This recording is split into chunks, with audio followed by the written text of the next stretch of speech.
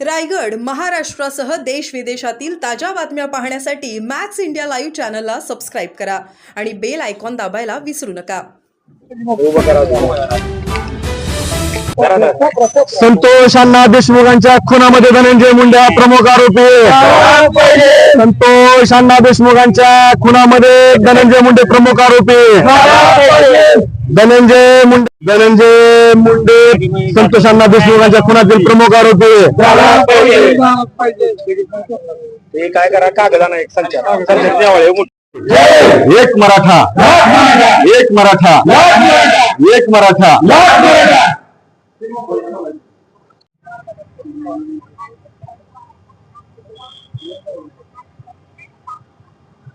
मस्साजोगचे सरपंच संतोष अण्णा देशमुख यांचा निर्गुणपणे जो खून झालेला आहे, त्या खुनाच्या पहिल्या दिवसापासून महाराष्ट्रातील सर्वसामान्य जनतेची ही भावना होती की जोपर्यंत धनंजय मुंडे हे मंत्रिपदावरती आहेत तोपर्यंत या खून खटल्याचा तपास योग्य दिशेने होणार नाही। ही मागणी सातत्याने समाज करत असताना सरकारने कुठल्याही प्रकारे गांभीर्याने घेतलं नाही। जोपर्यंत चार्जशीट दाखल कोर्टामध्ये झाला नाही तोपर्यंत धनंजय मुंडेचा राजीनामा घेतला नाही।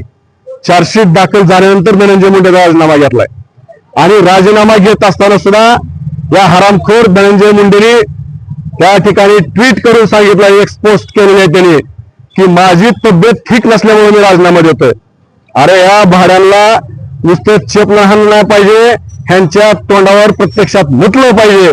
अशा प्रकारच्या नीच मानसिक वृत्तीची ही सगळी राजकीय मंडळ आहे आणि ह्यांना वरदास्त या राज्याचे उपमुख्यमंत्री अजित पवार यांचा आहे। या राज्याचे गृहमंत्री आणि राज्याचे मुख्यमंत्री देवेंद्र फडणवीस यांनी यांना पाठीशी घातलेला आहे।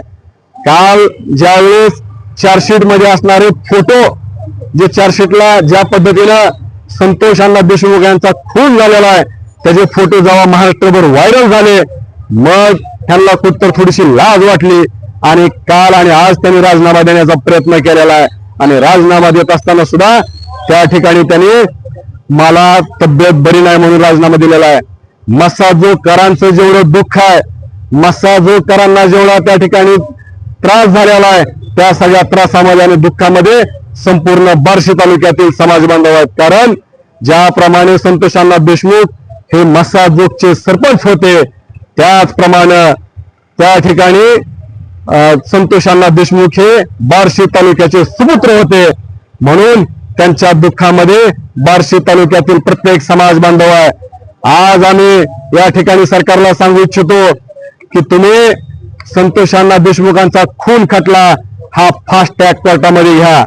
त्याचबरोबर म्हणून जर ते फास्ट ट्रॅक कोर्टामध्ये घेतला तर लवकरात लवकर या घटनेचा निकाल लागेल आणि जी सर्व राज्यातल्या राजकीय मंडळींनी गुंड त्या ठिकाणी सांभाळलेल्या आहेत त्या गुंडांना जबर बसेल आणि त्यांना कायद्याचा धाक बसेल। म्हणून हा खून खटला त्या ठिकाणी फास्ट ट्रॅक कोर्टामध्ये घेणं गरजेचं आहे।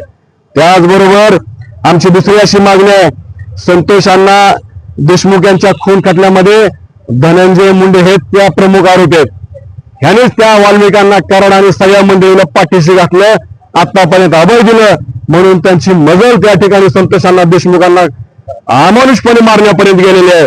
म्हणून आमची या ठिकाणी ही सुद्धा मागणी आहे की धनंजय मुंडे यांना प्रमुख आरोपी या सगळ्या खून खटल्यामधला करा आणि धनंजय मुंडेसह त्या ठिकाणी असणारे PI आणि पोलीस स्टेशनचे तत्कालीन अधिकारी यांची सगळ्यांची नार्को टेस्ट करा, अशी आमची या ठिकाणी मागणी आहे।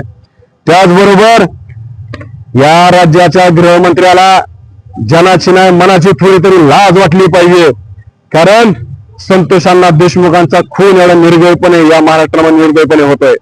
त्याचबरोबर सोमनाथ सुरू सारखा आमचा एक भाऊ पोलीस कोठडीमध्ये मारला जातोय।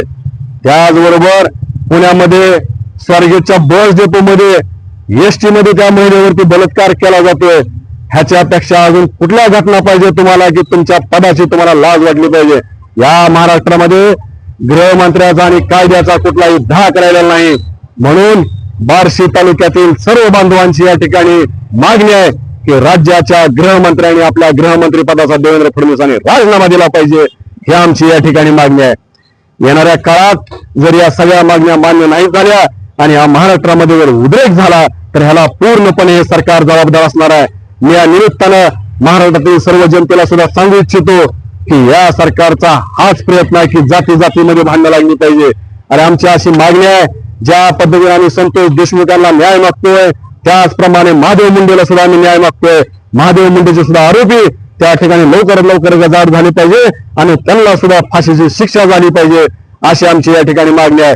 अशा या नालायक सरकारचा आणि या नालायक धनंजय मुंडेचा आम्ही या ठिकाणी चप्पल मारून निषेध करतोय, जोडे मारून निषेध करतोय. धन्यवाद. मला सर या तुम्ही थांबा. धनंजय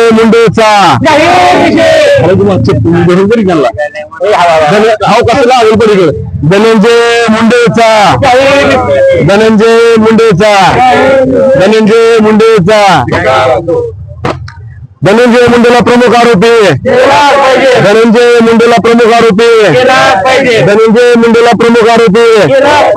धनंजय मुंडेला संतोष अण्णा देशमुखांच्या खुनातील प्रमुख आरोपी धनंजय मुंडेला संतोष अण्णा देशमुखांच्या खुनातील प्रमुख आरोपी धनंजय मुंडेंना संतोष देशमुखांच्या खुनातील प्रमुख आरोपी अशा या नीच प्रवृत्तीच्या धनंजय मुंडेचा आम्ही या ठिकाणी जाहीर निषेध करत आहोत. येणाऱ्या काळात सरकारनं जर गांभीर्याने नाही घेतलं तर याचा परिणाम या सरकारला भोगावा लागेल असं देखील या निमित्तानं सांगतो.